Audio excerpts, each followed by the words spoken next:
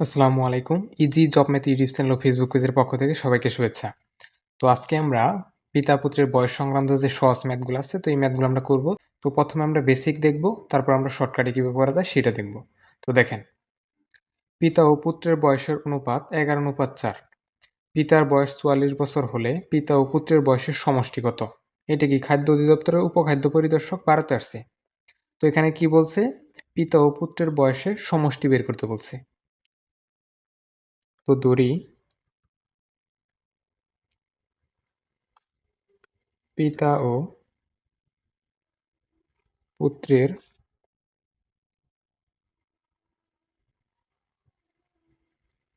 বয়স যথাক্রমে 11x ও 4x। তো পিতার বয়স কত দেওয়া আছে? 44 বছর। তো প্রশ্ন মতে 11x ইকুয়াল হচ্ছে 44। তো এখন যদি সমাধান করি কত হবে? x ইকুয়াল 44/11, অর্থাৎ x ইকুয়াল কত হয়? 4 এবং 44 অর্থাৎ 4। তো এটা হচ্ছে পুত্রের বয়স। এখন আমরা যদি x এর মান বসাই, x এর মান কত? x ইকুয়াল হচ্ছে 4। 4 ইন্টু 4 কত হচ্ছে? 16। এটা হচ্ছে পুত্রের বয়স। তো পিতার বয়স তো দেওয়াই আছে 44। তো দুইজনের বয়সের সমষ্টি বের করতে বলছে। তো এটা হচ্ছে পিতার বয়স 44 প্লাস পুত্রের বয়স 16। তো কত হয়? 60। এটাই হচ্ছে কি পিতা ও পুত্রের বয়সের সমষ্টি। এইটাই হচ্ছে অ্যান্সার। তো তারপর দেখেন, পিতা ও পুত্রের বয়সের অনুপাত 11:4। পুত্রের বয়স 16 হলে পিতার বয়স কত? তো এটা কি একদম সহজ ম্যাথ। তো এটা আমরা আগেটা তো আমরা এক্স ধরে করছি, কিন্তু এটা আমরা এক্স ধরে করব না, এটা আমরা একদম শর্টকাটে করে ফেলবো। সেক্ষেত্রে আমরা কি করবো? এখানে পিতা ও পুত্রের বয়স অনুপাত দেওয়া আছে, এটা হচ্ছে পিতার বয়স অনুপাত, এটা হচ্ছে পুত্রের বয়স অনুপাত। তো পুত্রের বয়স দেওয়া আছে আবার। তো আমরা পিতার বয়স বের করার জন্য কি করব? পিতার বয়স বের করার জন্য এইখানে যে পুত্রের বয়স দেওয়া আছে, এইটাকে আমরা পুত্রের বয়সের অনুপাত দ্বারা ভাগ করব। গুণ করব হচ্ছে এখানে যে পিতার বয়সের অনুপাত দেওয়া আছে এইটা দ্বারা। তো কত হচ্ছে? 44। তো এখানে আমরা কি করলাম? পিতার বয়স বের করার জন্য পুত্রের যে বয়স দেওয়া আছে এটাকে আমরা পুত্রের বয়সের অনুপাত দ্বারা ভাগ করলাম, আর গুণ করলাম হচ্ছে পিতার বয়সের অনুপাত দ্বারা। তো এই যে কাটাকাটি করলে 44। এটা মনে রাখার সুবিধার্থে কি করবেন?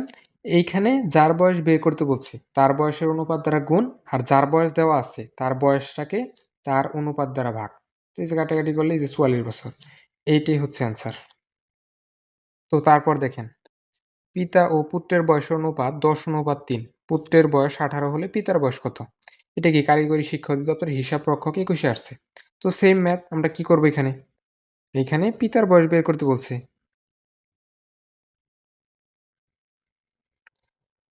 তো পিতার বয়স বের করার জন্য এইখানে পুত্রের বয়স যে দেওয়া আছে এটাকে আমরা পুত্রের বয়সের অনুপাত দ্বারা ভাগ করব। গুণ করব হচ্ছে পিতার বয়স বের করতে বলছে, এই কারণে পিতার বয়সের অনুপাত দ্বারা গুণ করে দেব। তো কত হচ্ছে এখানে? 6×10=60, অর্থাৎ পিতার বয়স কত?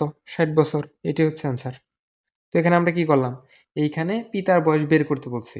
তো পিতার বয়স বের করার জন্য এইখানে যে পুত্রের বয়স দেওয়া আছে এটাকে আমরা পুত্রের বয়সের অনুপাত দ্বারা ভাগ করলাম, আর গুণ করলাম হচ্ছে পিতার বয়সের অনুপাত দ্বারা। তো এই যে কাটাকাটি করলে 60 বছর। এটি হচ্ছে অ্যান্সার।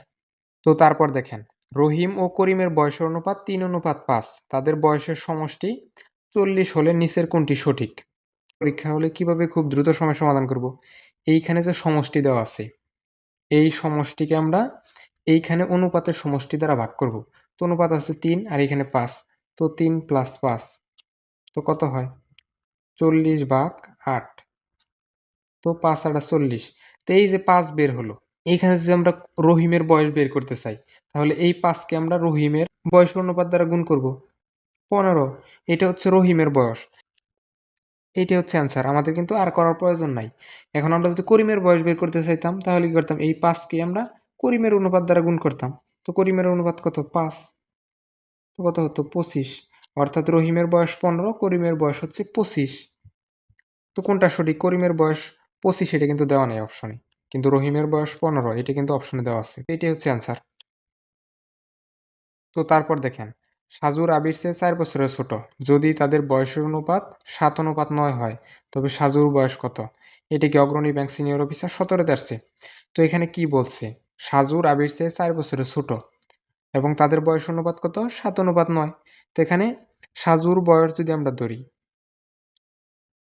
সাজুর বয়স, এখানে সাজুর বয়স অনুপাত কত, কারণ সাজু হচ্ছে রাবির চেয়ে 4 বছর ছোট। তো এখানে ছোট অনুপাত কোনটা, এই যে এইটা। তো 7x। আর রাবির বয়স কত,